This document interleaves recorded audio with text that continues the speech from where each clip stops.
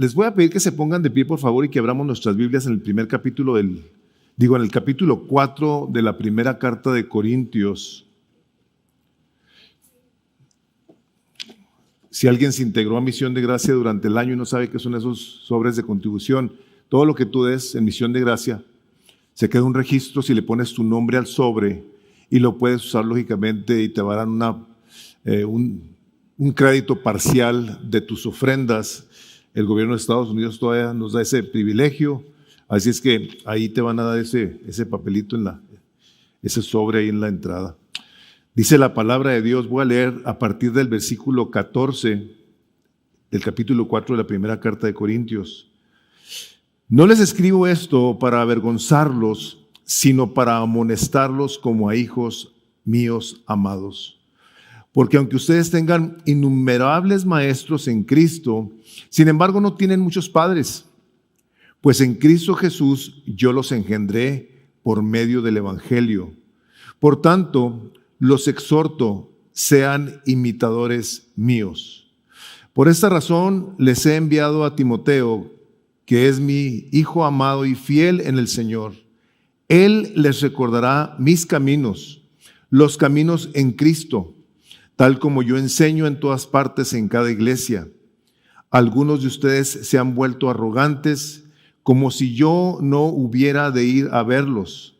Pero iré a vosotros pronto, si el Señor quiere, y conoceré no las palabras de los arrogantes, sino el poder que tienen.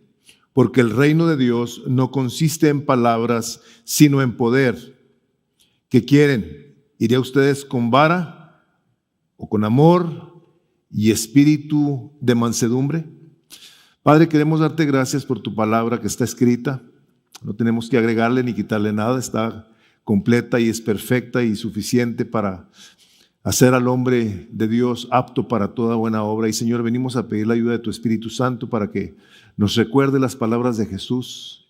Y así, Padre, tú y el Hijo reciban la gloria de vida con nuestra manera no solamente de hablar, sino de conducirnos, pues vivimos en tu presencia y te pedimos tu ayuda para hacerlo de tal manera que te dé gloria a ti y seamos instrumentos de gracia y de bendición en tus manos para la edificación de los hermanos. Padre, te pedimos esta bendición en el nombre de Jesús. Amén. Pueden tomar asiento. Tal vez una de los pecados más difíciles de identificar por tener tantas maneras en las que se muestra es el pecado del orgullo. Es bien fácil que nosotros podamos pensar y llegar a creer que no somos orgullosos. Sin embargo, este pecado es uno que está tan metido en el corazón del hombre que para nosotros identificarlo de una manera correcta, necesitamos, por principio de cuentas, la ayuda del Espíritu Santo de Dios. Necesitamos pedir que nos ayude a identificar las áreas de arrogancia, de soberbia, de prepotencia que pueda haber en nuestras vidas. Dicen que el orgullo es como el mal aliento. Todo el mundo se da cuenta de que lo tienes menos tú. El orgullo se manifiesta comúnmente en actitudes sencillas, no necesariamente trascendentales, pero ese es un pecado que llega el momento en el que si no tenemos cuidado de él en nuestras vidas, es un pecado sumamente destructivo.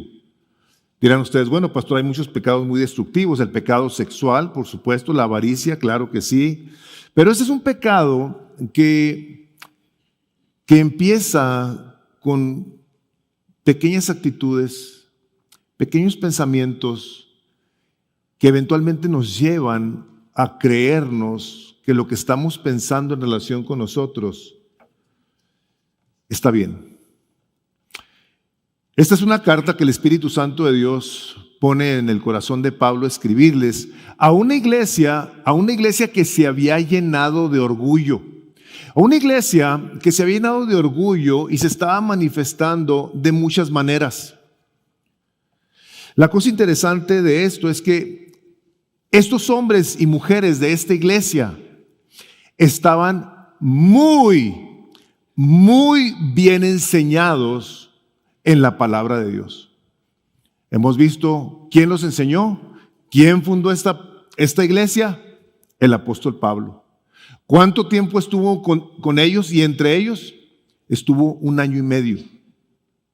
Estamos hablando del hombre a quien el Señor Jesucristo le enseñó el evangelio de su boca. Estamos hablando del hombre que estuvo en el tercer cielo y que vio cosas que al hombre no le es permitido saber. Oyó cosas que nosotros no sabemos. Le puso una prohibición. Ese es el hombre que enseñó a esta iglesia a cómo conducirse.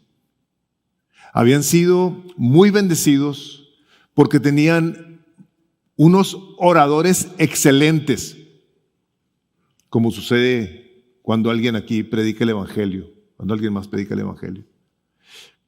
Buenos predicadores, unas exégesis bien hechas, pero no fue garantía para que la gente no cayera en arrogancia. Curiosamente, pareciera que fue lo que los llevó a ser arrogantes.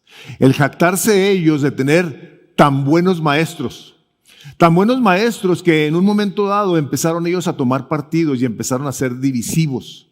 Empezaron a ser despectivos de los que tenían a otro maestro que no fuera el de ellos. Hasta llegar al punto en el decir, a mí ninguno de ellos, a mí Cristo Jesús es el que me ha enseñado. Entonces, cuando el apóstol continúa escribiéndoles, llega esta parte en la que no necesariamente será de nuestro mayor agrado el escuchar acerca de cómo Dios tiene que tratar con este pecado al cual, y quiero ser enfático en esto, todos estamos vulnerables a caer en él, muy vulnerables. Le digo yo a las personas, cuando ores, pídele a Dios que te mantenga bien cerquita del piso, bien cerquita del piso. Entre más cerquita del piso estés, menos fuerte es el trancazo. Mantente humilde. Humíllate. De hecho, la palabra de Dios dice, humillaos pues bajo la poderosa mano de Dios para que Él os exalte cuando fuere tiempo. Hermanos, nosotros no tenemos por qué andarnos exaltando por nada, porque vimos precisamente en la predicación de Armando cómo todo lo que tenían los corintios, todo, absolutamente todo, lo habían recibido por la gracia de Dios. Tú y yo, todo lo que tenemos, fíjate lo que te voy a decir, aún tu nombre, tu apellido, todo lo que tú tienes no es otra cosa más que la gracia de Dios. Si creciste en un ámbito en el que tú tienes posibilidades, por la gracia de Dios. Si tuviste una educación, por la gracia de Dios. Si el día de hoy tú tienes salud, por la gracia de Dios. Tienes dinero, por la gracia de Dios. Tienes un trabajo, por la gracia de Dios. Todo, absolutamente todo lo que tú y yo tenemos el día de hoy es nada más y nada menos que la gracia de Dios. Por lo tanto, no tenemos absolutamente nada por qué jactarnos, como hablábamos de los predicadores. Los predicadores lo que estamos haciendo es tomando la palabra de Dios y trayendo a ustedes. ¿Tenemos algo por qué jactarnos? Absolutamente nada. Al contrario, tenemos que tener el cuidado de humillarnos al tener un entendimiento que nos ha dado Dios el privilegio de exponer la palabra de Dios. A los predicadores y a los congregantes, el privilegio de escuchar la palabra de Dios. Pablo les escribe a estos hombres y mujeres, y una de las cosas que hará uso Pablo a la hora de dirigirse a ellos va a ser hablar del ejemplo, hablar de la necesidad del ejemplo. Y que cuando el ejemplo no necesariamente funciona como sucedió con ellos, tenían ellos a un extraordinario maestro. Cuando el ejemplo no es suficiente, entonces nosotros necesitamos que alguien nos discipline. A mí me ha llamado la atención a través de mi vida que creemos nosotros que el ejemplo es suficiente. De hecho, yo en una ocasión cité inapropiadamente a alguien.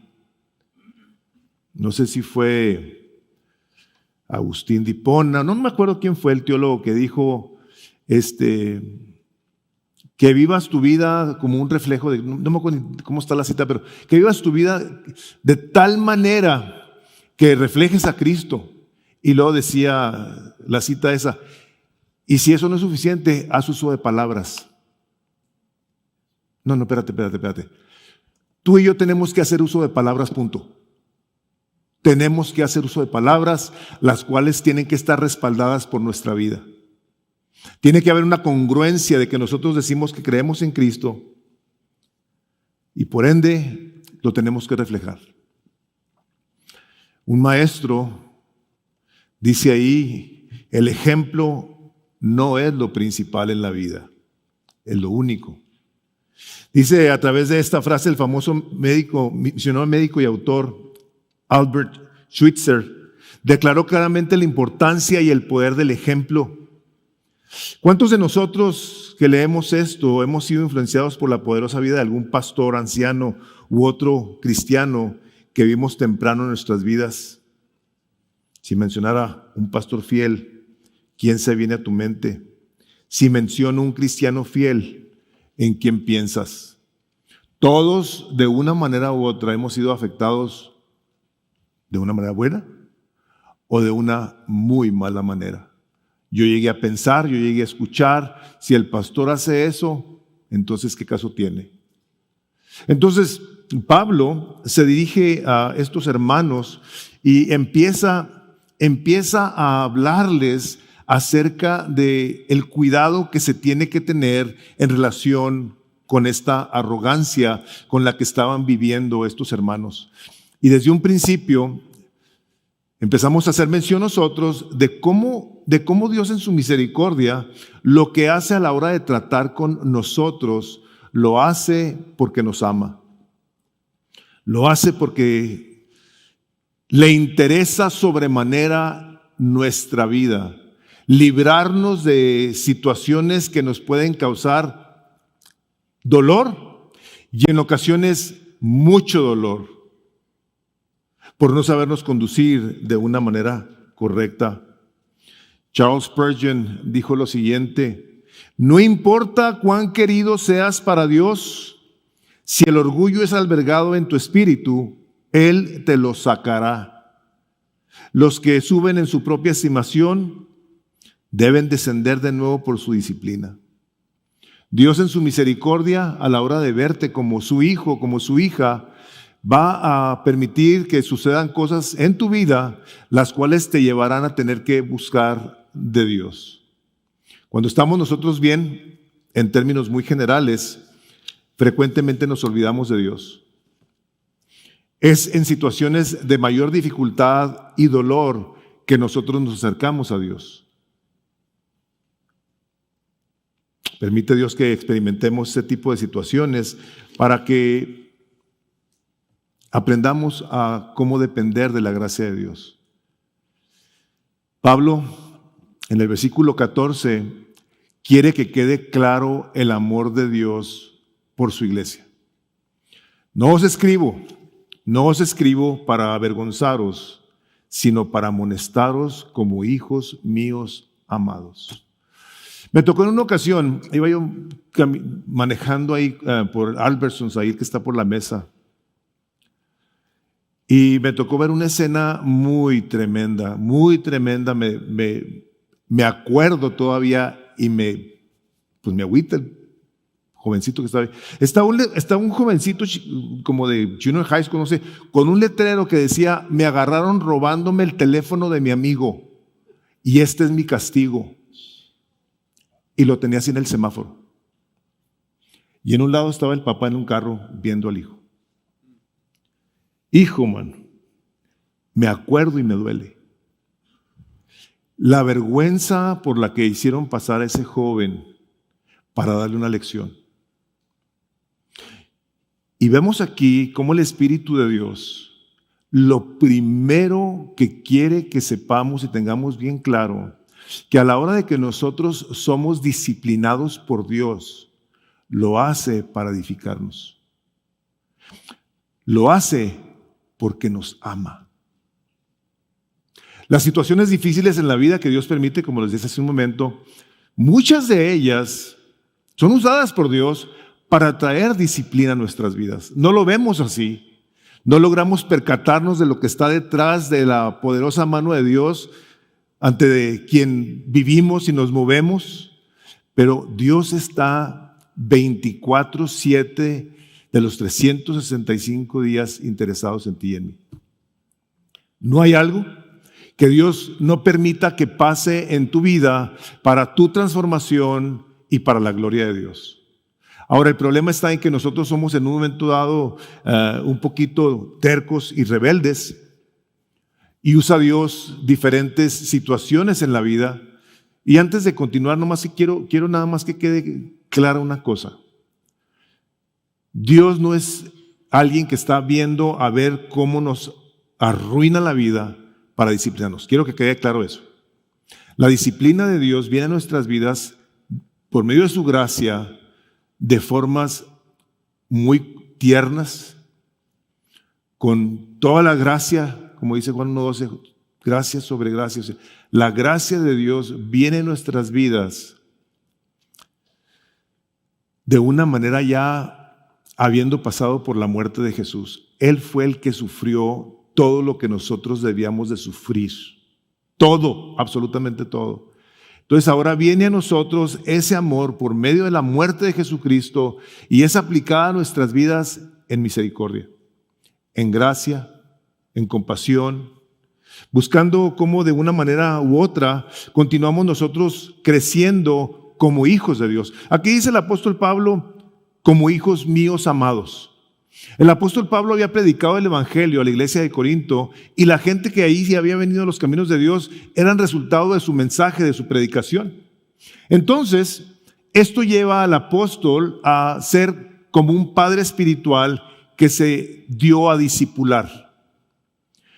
Este es un hombre que puede hablar y traer una corrección porque tiene una autoridad espiritual, ética, moral, en la que les habla como un papá que se ha dado, como les digo, a la tarea de hablarles de los caminos de Dios, de instruirlos en sus caminos. No es alguien que llega de repente sin conocerlos y sin saber qué está pasando a regañarlos. Ahora que estuvimos en el entrenamiento de la consejería, me llama la atención de los pasos que te dicen para que tú puedas en un momento dado dar un consejo a alguien. Y el primero es: crea relaciones, establece relaciones. Busca cómo de una manera u otra tú buscas hacer un puente al corazón de las personas para que luego tú puedas cruzar ese puente al corazón y hablar. No una persona ajena, extraña, que llega. No. Aquí hay una relación papá e hijos, donde el apóstol dice: ustedes fueron engendrados por mí, porque les prediqué el evangelio y ustedes se convirtieron. No que Pablo tuviera algo que ver con su conversión, pero él a la hora de predicar el evangelio vinieron entonces a la fe. Entregaron sus vidas a Cristo y Pablo se dio la tarea de discipularlos, lo cual lógicamente nos habla a nosotros y nos debe de llevar a ver cómo nosotros también respondemos en esa misma línea, a que a la hora de que traemos a alguien a Cristo, buscamos, si no sabemos cómo hacerlo, como decía una vez Armando, pedirle a Dios que nos ayude a saber cómo hacerlo. O pedirle ayuda a alguien que ya lo ha hecho para que luego podamos ayudarle a esa persona, conforme va caminando en el Señor, a que continúe creciendo en carácter, que continúe pareciéndose cada vez más a su Salvador. Esa es una situación tan fuerte y tan delicada que si algo nos debe de llevar a considerar es: si Dios nos ama tanto, ¿nos tiene que disciplinar? Claro que sí. La disciplina de Dios es tan importante como su amor. Dice el libro de Proverbios, les voy a leer del capítulo 13 de Proverbios, versículo 24. El que escatima, o sea, otra manera de verlo es el que limita el uso de la vara, odia a su hijo. Mas el que lo ama, lo disciplina con diligencia. Un papá que no corrige a su hijo o a su hija, literalmente está hablando que es como si lo odiara, como si lo aborreciera, lo dejara crecer como un animalito. Dios nos ama y sabe nuestra condición pecaminosa de tal manera que nosotros tenemos que ser disciplinados porque nuestra tendencia siempre, o casi siempre, va a ser hacia el mal. Nuestra tendencia va a ser rebelarnos, llenarnos de orgullo. Y Dios nos muestra cómo Él tiene en tan alta estima la disciplina. Pablo aquí hace uso de su persona para decirles: yo les enseñé los caminos de Dios. Pero tú, papá, mamá, que estás en esta iglesia, que estás escuchando esta predicación, Dios te ha dado la misma autoridad para que tú discipules a tus hijos, para que tú los corrijas, para que tú los disciplines. El hecho de que nosotros en un momento dado dejemos a un lado la disciplina, estaremos provocándolos a ira, estaremos creando hijos que en un momento dado no van a reconocer lo que es lo correcto de lo incorrecto. Van fácilmente a poder violar la ley deliberadamente, porque si la primera autoridad que Dios ha puesto sobre sus vidas, que es papá y mamá, no les dice nada, ¿por qué tendrán que obedecer a alguien más?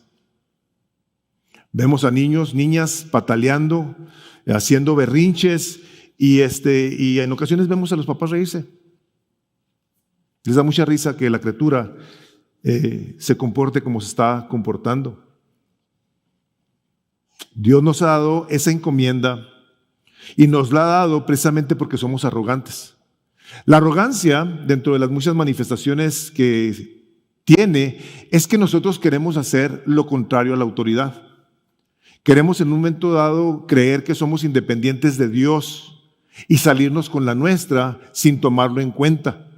O sea, una manera tal vez muy fácil de que tú y yo podamos medir hasta donde podamos el día de hoy nuestra arrogancia es qué tanto necesitamos nosotros de Dios cada día el pasar tiempo con nuestro Dios. ¿Qué tan importante es para ti a la hora de que te levantas o empiezas tu día a pasar tiempo íntimo con tu Salvador? ¿Qué tan importante es? ¿Qué tan importante es el que tú vengas y te presentes ante su palabra y abras tu corazón para que el Espíritu Santo de Dios empiece a ministrarte, a llenarte, a darte claridad, sabiduría, paz, consuelo? ¿Qué tan importante? Si no es tan importante, entonces la clara muestra de la arrogancia se pudiera ver de esta manera: yo no te necesito, Señor, el día de hoy. Yo me la aviento solo. Yo sé lo suficiente. No es necesario que yo venga contigo a pedirte tu dirección, que venga a pedirte tu poder para saber cómo me he de conducir con las demás personas. No es necesario. Hace algunos años había aquí una pareja, hace muchos años. Había una pareja aquí en esta iglesia y les pedí yo que hicieran les encargué pues una encomienda. Y quiero que vayan y hagan esto, que aprendan esto. Y esta pareja muy diligentemente fue a recibir un entrenamiento. Entonces, cuando van a ese entrenamiento, pues se enamoraron del lugar de donde fueron. Y regresan y me dicen: ¿sabes qué? Nos vamos a ir a este lugar a donde nos mandaste. Y digo, mira, yo te mandé precisamente para que te entrenaras y luego vinieras y sirvieras aquí. No. Y me dijo esto. ¿Sabes qué, pastor? Aparte de todo, me dice: todo lo que yo necesito saber de matrimonio, me dice, ya me lo enseñaste. Yo todo estoy aprendiendo. 41 años de casado, ¿te imaginas? Y le dije, ¿cómo? Le dije, o sea, ¿tú ya sabes todo lo que requiere criar a tus hijos? Todo lo que tú me has enseñado. Y empecé a como a pedirle, le dije: ¿sabes qué? Reconsidera lo que estás pensando, bla, bla, bla, bla, bla, bla. Se fueron y no pasaron muchos años y esa familia se desintegró totalmente. Y no fue nada más que el resultado de de una arrogancia, de creer que ya sabían todo lo que tenía que ver con matrimonio. Imagínense ustedes nada más eso. Una arrogancia que los llevó a confiar en sí mismos, a depender de sí mismos y a hablar palabras que reflejaban en una supuesta humildad o un buen trato a mi persona, diciéndome, ¿tú ya nos enseñaste todo? Dije, no, estás confundido. Esa arrogancia que en un momento dado se manifiesta en nuestras vidas es nada más y nada menos esas luces amarillas que el Espíritu Santo de Dios nos está permitiendo ver para tener cuidado de nuestro corazón. El amado autor Jerry Bridges, que les digo, tuve el privilegio de tener una clase con él, dice, el propósito de la disciplina de Dios no es para castigarnos, sino para transformarnos. Tú quieres leer un buen libro, tú quieres conocer un buen autor, compra un libro de Jerry Bridges. Aquí tenemos en la librería. O sea, yo conozco mucha gente que ha memorizado la palabra de Dios. Nunca en mi vida había visto yo un hombre como él. Continúa el apóstol Pablo hablándoles acerca de la razón de su disciplina hacia ellos y les sigue diciendo, dice, porque aunque tengáis innumerables maestros en Cristo, sin embargo no tenéis muchos padres, pues en Cristo Jesús yo os engendré por medio del Evangelio. Él los había discipulado, Él los había enseñado y Pablo nada más quería que quedara bien claro que él era quien tenía la autoridad para hablar a sus vidas. ¿Por qué? Déjenme les digo por qué. ¿Porque estuvo en el tercer cielo? No. ¿Porque fue instruido por Cristo? No. La razón era porque los amaba. La razón de buscar cómo se disciplina a alguien, cómo se le corrige a alguien, es por amor. Esa es la razón en la que el amor de Dios se manifiesta hacia nosotros a la hora de ver nuestra condición caída, que nos lleva a querer tomar decisiones tan inapropiadas que luego nos llevan a toparnos con pared y empezar a sufrir o a continuar sufriendo si en un momento dado no hacemos caso. Se fui yo el que los enseñó. El día de hoy, desafortunadamente queremos creer esto, que alguien más le va a enseñar a los hijos o aún a los hermanos en la iglesia acerca de los caminos del Señor. Son, en el caso de los hogares, los teléfonos, los celulares, los que ya están instruyendo a los hijos con enseñanzas repetitivas una y otra vez. Los maestros en las escuelas repitiendo una y otra vez. Y en ocasiones, papás, mamás, o quienes sean responsables de la educación, a pesar de ser los padres, no están caminando en esa dirección de buscar decir, ¿y yo cómo los instruyo? Yo soy el responsable. A mí Dios me dio esa responsabilidad de instruir. Ahora, podrás tú tal vez pensar y decir, oye, yo no sé cómo. Bueno, entonces ponos una cita con algún papá, mamá que ya tiene hijos grandes, con algún pastor. Vas y compras un libro a la librería y te instruyes acerca de la crianza de los hijos. Pastoreando el corazón de los hijos, por ejemplo, de Ted Tripp. O sea, está lleno de recursos buenísimos el día de hoy, de tal manera que si algo nosotros no tenemos es una excusa para enseñar a alguien más cómo caminar en los caminos del Señor, cómo caminar en obediencia, en humildad, en sometimiento a la palabra de Dios. Que es precisamente la que se nos mencionaba hace dos predicaciones, de Hebreos 4:2, es la palabra de Dios la que está delante de nosotros, a la cual tenemos que obedecer y enseñar a que se obedezca, porque a la hora de que nosotros nos ponemos en contra de ella, somos nosotros los que vamos a sufrir. Es la palabra de Dios la que Dios ha puesto delante de nosotros para que la veamos y vengamos a ella y entendamos qué es lo que tenemos que hacer y qué es lo que tenemos que enseñar. ¿Qué es lo que tenemos que traer a la vida de nuestros hijos, de nuestros hermanos? Que si nos ponemos a ver a la hora de que hemos delegado nuestra responsabilidad de enseñar, hemos perdido la autoridad. Porque es tanto lo que se acumula en el corazón de las criaturas o de los adultos en un momento dado, que luego ya no oímos, ya no ponemos atención. Ya no estamos nosotros receptivos necesariamente a que se nos venga y se nos enseñe. Pero en el caso de los padres, tenemos todos los días la oportunidad de poder hablar a nuestros hijos acerca de lo que el Espíritu de Dios habla, o en un devocional, o asegurarnos de que memoricen alguna parte de la Escritura, o que participen en algo donde están siendo edificados, donde hay algo espiritual que les está enseñando la importancia de la palabra de Dios.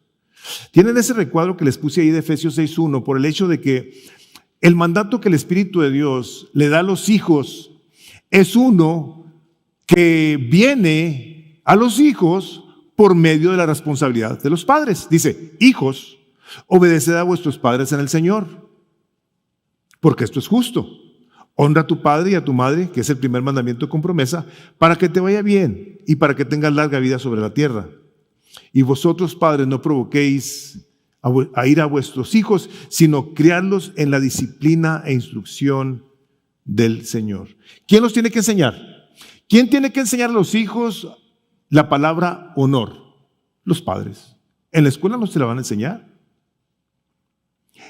La iglesia tiene una responsabilidad sumamente limitada porque tenemos a sus hijos una hora. ¿Cuántas horas tiene una semana? ¿160 más o menos? ¿De 160 de una semana? Creo, no sé. Una hora. Y hay un currículum que seguimos, atributos de Dios, la persona de Dios. Las cosas de disciplina, de honor, tienen que ser enseñadas en casa. Si los hijos aprenden a cómo honrar a su papá y a su mamá, tendrán entonces un conocimiento de la importancia de la disciplina, de la consecuencia de violar la ley en la casa, que es el primer lugar donde nosotros habremos entonces de enseñar a los hijos qué es el honor, qué es el respeto, qué es la obediencia, qué es el cuidado, qué es la sumisión. No podemos o no debemos dejar que nuestros hijos sean enseñados por programas de televisión, por el internet, incluso por maestros en su escuela, aunque sean cristianos. La responsabilidad es dada a todos y cada uno de aquellos que tenemos hijos. Estamos viendo el día de hoy cómo están nuestros jovencitos en un momento dado sufriendo las consecuencias de estar siendo bombardeados constantemente con instrucción, con enseñanza que nada tiene que ver con la palabra de Dios.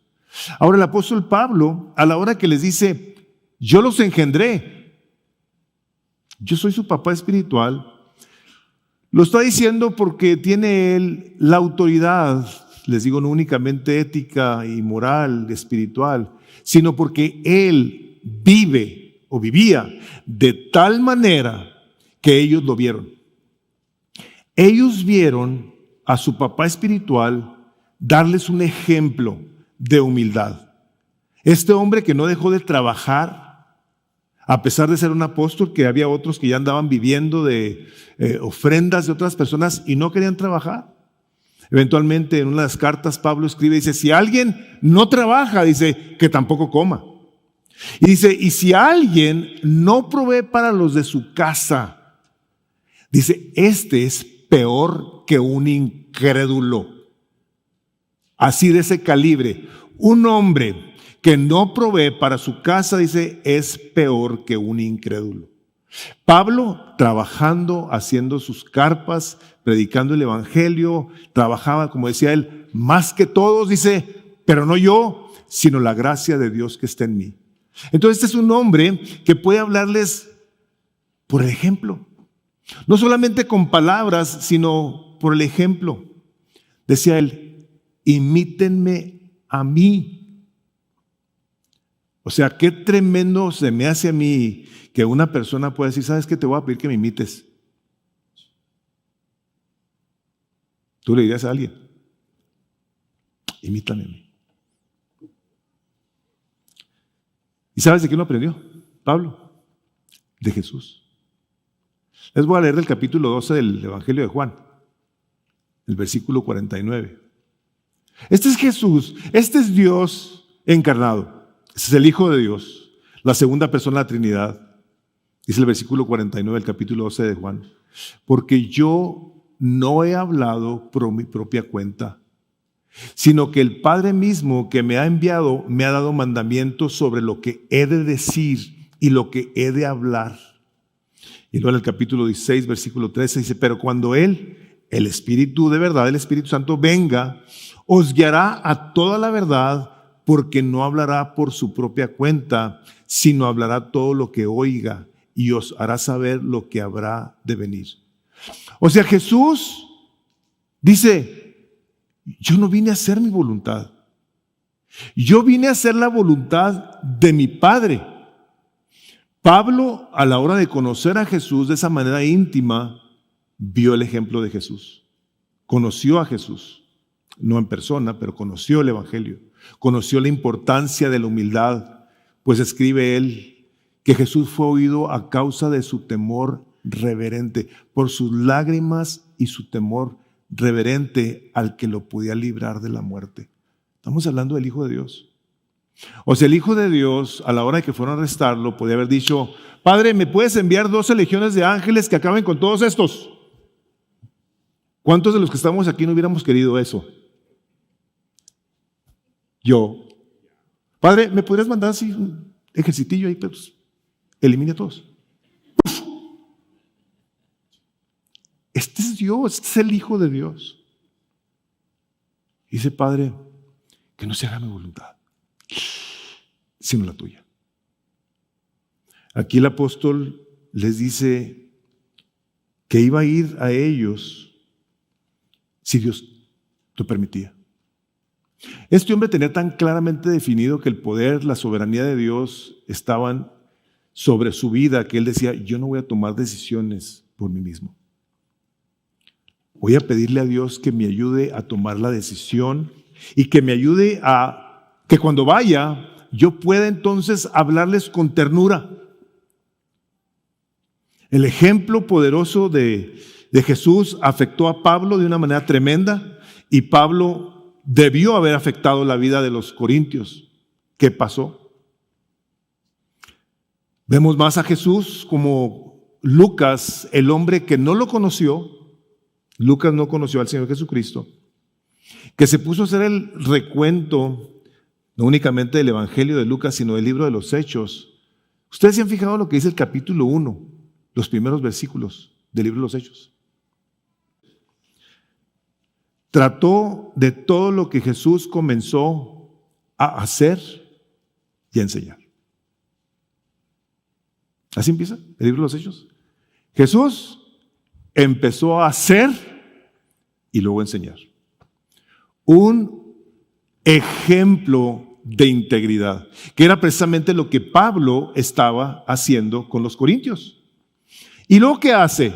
Bueno, pues a uno de sus discípulos, en el versículo 17, dice ahí, por esta razón, dice, les he enviado a Timoteo, que es mi hijo amado y fiel en el Señor. Él les recordará mis caminos, los caminos en Cristo, tal como yo enseño en todas partes en cada iglesia. Pablo en ese momento tuvo que enviar a Timoteo y lo envía como un fiel, amado hijo de Pablo en la fe. Lo conocía su integridad y dice, les voy a mandar a Timoteo. ¿Qué aprendemos de esto? Aprendemos que el Espíritu de Dios va a hacer uso de personas. Dios hace uso de personas para venirnos a enseñar. La arrogancia de aquellos que en un momento dado creen que solamente Dios los puede enseñar, no los va a enseñar ningún individuo porque es pecador. Claro que somos pecadores, pero por eso Dios ha puesto a hombres a que prediquemos su palabra, hombres imperfectos, necesitados de Dios, que estamos buscando intencionalmente cómo hacemos morir lo terrenal en nosotros, sobre todo, y ojalá que así pensemos, sobre todo el orgullo, la arrogancia de creer que somos alguien. No somos nada, hermanos. Esa es la palabra, que somos siervos y somos inútiles. Eso es lo que somos. Por lo tanto, el creer nosotros que podemos ser alguien sin dar un ejemplo, estamos entonces contrapunteando nuestro testimonio y negando la palabra de Dios. ¿Y saben qué es la cosa tremenda de todo esto? Que pasa aquí en Misión de Gracia y pasa en todas partes. Hace varios años, me acuerdo, platicaba una persona, estaban sus hijos en la escuelita y a la maestra se le ocurrió preguntar, ¿alguno de ustedes quiere algo que oremos por ustedes? Y ya ven los niños cómo son hermosos, ¿verdad? Podrían orar por mi mami y mi papi porque mi papi le pega muy feo a mi mamá y le dice cosas muy feas.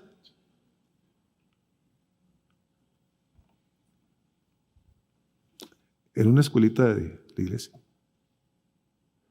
Los papás aquí, el testimonio de la casa, fallando.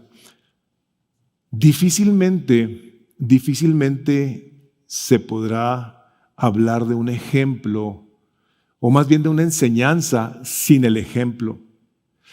El recuadro ese que tienen ahí dice, al hablar del poder del ejemplo, debemos pensar seriamente en que los hijos son como esponjas. Ellos observan, escuchan, aprenden y absorben todo lo que ven a papá o mamá hacer y decir. Y seguramente los irán a imitar. ¿Qué hace Pablo? ¿Qué continúa el apóstol diciéndoles? Dice, y algunos se han vuelto arrogantes. Les mandé a Timoteo para que les recuerde, pero algunos de ustedes se han vuelto arrogantes, como si yo no hubiera de ir a vosotros. Dice, pero iré a vosotros pronto, y si el Señor quiere, conoceré no las palabras de los arrogantes, sino su poder. Porque el reino de Dios no consiste en palabras, sino en poder. ¿Qué creéis? ¿Iré a vosotros con vara o con amor y espíritu de mansedumbre? Es de llamar la atención cómo muy fácilmente queremos pensar de nosotros más de lo que debemos de pensar, cuando la palabra de Dios nos enseña que no lo hagamos. Y la palabra de Dios nos dice que nuestras palabras no tienen valor si no hay un respaldo, no sirven de nada. Hay una parte aquí en la Escritura donde podemos nosotros ver la congruencia que hay en cuanto a decir que somos gente muy espiritual, gente muy conocedora de la palabra. Citamos la Biblia y en un momento dado queremos apantallar a alguien, queremos que alguien piense más de nosotros, que es desafortunadamente una de las maneras en las que nuestro orgullo se manifiesta. Cuando nosotros pensamos más de nosotros mismos y menospreciamos a alguien, nos burlamos de alguien, despreciamos a una persona, nos reímos de su condición, no los tomamos en cuenta, es una clara muestra de que pensamos que somos más importantes o mejores. No se diga cuando hay recursos, cuando hay educación, cuando hay medios de gracia que Dios les ha provisto a muchos, o nos ha provisto a muchos. Y pensamos que somos entonces merecedores porque nos portamos un poquito mejor. Hermanos, la única persona que se ha portado perfectamente bien es Jesús. Nada más Él. Ninguno de nosotros se ha portado ni el 0.000000001% bien. Nacimos manchados de pecado. Nuestras obras son despreciables a los ojos de Dios. Entonces, a la hora de que nosotros vemos esta parte de la Escritura y el apóstol les dice, ustedes andan de arrogantes. Dice, y se andan portando así porque piensan que no voy a ir, ¿verdad? Es lo que andaban pensando los corintios. Si algunos de ustedes se han vuelto arrogantes como si no fuera a ir a vosotros, les dice. O sea, no, ¿qué? Pablo, ¿qué tiene? Dice, pero voy a ir, si Dios quiere. La conducta, nuestra conducta, a la hora de que es diferente ante alguien más, estamos siendo hipócritas. Estamos siendo unos falsos y queremos que la persona piense mejor de nosotros. Es una manera de arrogancia, en la que queremos aparentar, queremos sobresalir. Pero ¿cuántos de nosotros, cuando nadie nos conoce y nadie nos ve, estamos buscando cómo reflejamos el carácter del Señor Jesucristo? ¿Cómo? ¿Cómo le hacemos? Dice el apóstol Pablo, dice, yo voy a ir a ustedes y no voy a ver qué es lo que dicen, sino voy a ver su poder. Dices tú, ay, sí, pues ¿cómo se le hace? A ver, pastor, aquí dinos la clave. ¿Cuál es el poder aquí? Los arrogantes andan luego queriendo como, no se crean. Dice el Señor Jesucristo así, muchos me dirán en aquel día, Señor, Señor, en tu nombre hicimos muchos milagros. ¿Se acuerdan de esa parte? Echamos fuera demonios. Órale. O sea, poderosos. Y entonces les declararé, jamás os conocí. Apartados de mí, los que practicáis iniquidad, los hacedores del mal. Por tanto, cualquiera que me oye estas palabras mías y las pone en práctica, será entonces semejante a un hombre sabio que edificó su casa sobre la roca. Y cayó la lluvia, vinieron los torrentes, soplaron los vientos, azotaron contra aquella casa, pero no se cayó porque estaba fundada sobre Cristo. Ese es poder. Poder es que una persona conoce la palabra de Dios y la obedece. Ese es poder. Dice Pablo, yo no voy a ver qué andan diciendo. Sus palabras no tienen peso. Voy a ver cómo se comportan. Hermanos, esta parte de la Escritura es de las más terribles de toda la Biblia. Porque muchas personas arrogantes en un momento dado creen que por las cosas que hacen, no por lo que son ellos, por las cosas que hacen, son más amados por Dios, tienen un mayor estatus ante la presencia de Dios. Y el Señor dice, no, Señor. No. Tener un estatus ante Cristo Jesús es ser como Él. Es, como dice Gálatas 2:20, ya no eres tú el que vive, ya no soy yo el que vivo, sino es Cristo el que vive en mí. Ese es poder. Vivir de tal manera que entonces nosotros estemos, a la hora de que nos queremos ensoberbecer, consideremos el peligro del pecado del orgullo, que es precisamente lo que Pablo aquí está tratando de decirles, hermanos. Se han llenado de orgullo y andan ustedes haciendo cosas que los van a destruir. No se los dice así, estoy parafraseando. Por eso Dios, a la hora de que trata con el problema del pecado, de orgullo, lo trata de una manera sumamente delicada. 6 cosas aborrece el Señor y aún 7 abomina su alma. ¿El primero cuál es? Los ojos altivos. ¿Qué huele, compa? Yo soy Juan Camaney. Los ojos altivos, la arrogancia. La palabra de Dios nos dice claramente que Dios al que ama lo reprende, como el Padre al Hijo en quien se deleita. El libro de Hebreos dice, porque el Señor al que ama disciplina y azota a todo el que recibe por hijo. Dios no quiere que nosotros andemos queriendo ser como Dios. Es el pecado del cual el Espíritu Santo nos está tratando de librar, de ser arrogantes como lo fue Satanás. Yo lo mencionó Armando. Yo subiré al trono y me sentaré y seré y haré. Eso fue precisamente lo que hizo Satanás. Él. El Espíritu de Dios, a la hora de que habla a través del apóstol Pablo, nos dice cuál es el poder. El poder que Él va a venir a ver. Y la palabra nos lo menciona, como les puse el recuadro ese de Proverbios 16, mejor es el lento para la ira que el poderoso. Fíjense lo que dice aquí, y el que domina su espíritu que el que toma una ciudad. ¿Has pensado? A ver, ¿te has puesto a pensar en eso? A los ojos de Dios es más importante una persona que tiene dominio propio que el que va y conquista una ciudad, o que logra grandes hazañas y que a la hora de que en su casa tiene que mostrar el carácter de Cristo, le grita a la esposa, la humilla, la ofende, golpea desmedidamente las criaturas, les da un testimonio espantoso. Dice el Señor, yo le pongo atención al que es humilde. Al que se humilla delante de mí, yo le pongo atención. Eso es lo que el apóstol está tratando de comunicar aquí, diciéndoles, ¿sabes? Yo probablemente vaya. ¿Quién sabe cuál habrá sido la respuesta de los corintios? La vamos a ver después.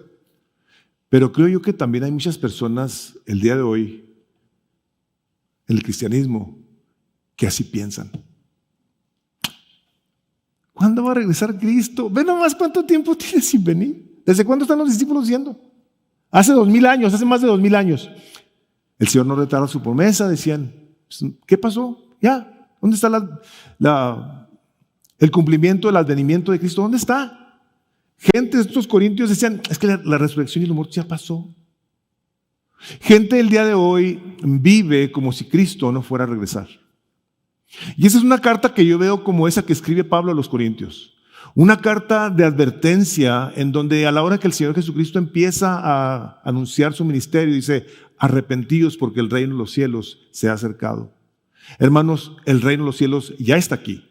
Y estamos viviendo nosotros en él, en este preámbulo de la eternidad, y buscamos cómo le somos agradables en el cuerpo o fuera del cuerpo. Si vivimos, como dice la palabra, para él vivimos, y si morimos, ¿para quién morimos? Para él también. Sea que vivamos o sea que muramos, del Señor somos.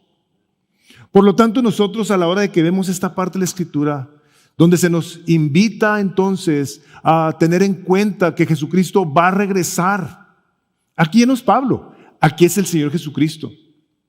En donde tenemos que reconsiderar la conducta de nuestro corazón más que todo. ¿Qué hay aquí adentro? Hay aquí una humildad, una reverencia, un tomar en cuenta lo que Dios me manda en su palabra, o yo obedezco algunas cosas y otras no. Las que me gustan y me convienen, las que se pueden aplicar o las que no se pueden aplicar. Hermanos, hemos sido llamados a obediencia. Hemos sido llamados a buscar cómo agradamos a nuestro Señor todos los días de nuestra vida, y lo que está haciendo es esto. A la hora de que nos habla del orgullo, de la arrogancia, nos está diciendo, ven conmigo, como decía el domingo pasado el pastor Contreras. Ven a mí y compra. Acércate a mí, déjame te doy. Déjame te guío, déjame te dirijo, déjame te abro los ojos para que puedas ver tú el pecado de arrogancia que te puede llevar a la destrucción. Dice el libro de Proverbios, antes de la caída viene la arrogancia. Un corazón arrogante que no está dispuesto a ser corregido por Dios, le está diciendo a Dios, Dios, yo puedo solo. Leí una historia de un papá que violó la ley por alguna razón y pidió, no sé si es cierta esta historia, pero la leí. Es que no todo lo que está escrito en libros es cierto, ¿ok? Que se pongan al tiro con eso. Este hombre pidió que lo llevaran a la cárcel. Dice, no voy a pagar la multa, quiero que me lleven a la cárcel. Y la razón supuesta que este hombre fue a la cárcel fue para enseñarles a sus hijos la consecuencia de violar la ley. Yo leí esa historia, inmediatamente pensé en Jesús. Él fue injustamente a pagar una deuda que nosotros no cometimos y que nosotros no podíamos pagar, para enseñarnos el poder del perdón. Eso fue lo que Jesús vino a hacer por nosotros. El perdón del primer pecado que se manifestó en la Escritura con el diablo, donde decía yo seré y yo seré. Y donde vemos en el huerto del Edén, cuando llegó con Adán y Eva y dijo, tú puedes ser como Dios. Lo único que tienes que hacer es desobedecerlo. Él te dijo que comieras, no es cierto. Lo que no quiere es que seas como Dios. Hermanos, ¿no nos dice el día de hoy una serpiente? Pero muchas veces nosotros mismos nos decimos, no necesitas a Dios. Tú la puedes hacer solo. Acércate a Dios cuando necesites. Cuando haya problemas en tu vida, hoy no. Hermanos, nos tenga el Señor misericordia y nos libre a todos nosotros de confiar y depender de nuestra fuerza, nuestra habilidad, nuestro conocimiento, recursos, sabiduría, etcétera, etcétera. Dios tenga misericordia de nosotros y nos ayude a venir a Él humildemente, saber que Él va a regresar. Él va a regresar. Aquí Pablo dijo, si el Señor quiere, Jesús va a regresar sí o sí. Y va a llegar el día que nadie lo espere. Es por eso entonces necesario que vivamos con una reverencia a nuestro Dios que nos ama tanto, que nos quiere evitar el dolor de que sigamos confiando en nuestra habilidad, en las cosas que acabo de mencionar, y luego paguemos la consecuencia. Dios no obra así. Dios no quiere que tú andes sufriendo dioquis, que aprendamos nosotros a ser obedientes en todo lo pequeño para que luego se nos dé lo grande. Vamos orando, vamos a pedir a Dios su bendición. Padre, queremos darte gracias porque tu palabra, Señor, estas cartas que envías, que nos has enviado y que nos permites ahora leer, Señor, nos hablan de que no es para avergonzarnos, sino para exhortarnos, animarnos, edificarnos y sobre todo transformarnos, Padre, a la imagen de tu amado Hijo Jesucristo. Señor, queremos primero que todo reconocer nuestro pecado de arrogancia, de prepotencia, de soberbia, pensando que nosotros podemos, solos, apartados de ti. Perdónanos, Padre, por cada ocasión en la que hemos andado mal y han sido las dificultades de la vida las que nos han hecho voltear a verte, Señor. Perdónanos por eso. Perdona nuestro pecado, nuestra soberbia. Y ayúdanos, Dios, a considerarte en todos nuestros caminos para que tú endereces nuestras veredas. Señor, tú eres el Señor y Dios de nuestras vidas. Están en tus manos, las ponemos en tus manos y te pedimos que nos ayudes a ser sabios, no únicamente al discipular, al enseñar, Señor, a los hijos, corregirlos con sabiduría, al servirnos los unos a los otros con ese ejemplo que Cristo nos ha dado. Padre, gracias por Jesús. Señor Jesucristo, gracias por tu presencia en nuestras vidas, por tu Espíritu Santo. Llénanos, Espíritu Santo, a todos y que seamos gente que te da gloria todos los días de sus vidas, esperando que regreses y que estemos nosotros deseosos de verte, sabiendo que tu justicia está en nuestros corazones. Te damos gloria y ponemos nuestro día y nuestra semana en tus manos. Te pedimos esa ayuda. De antemano dándote gracias en el nombre de Jesús. Amén.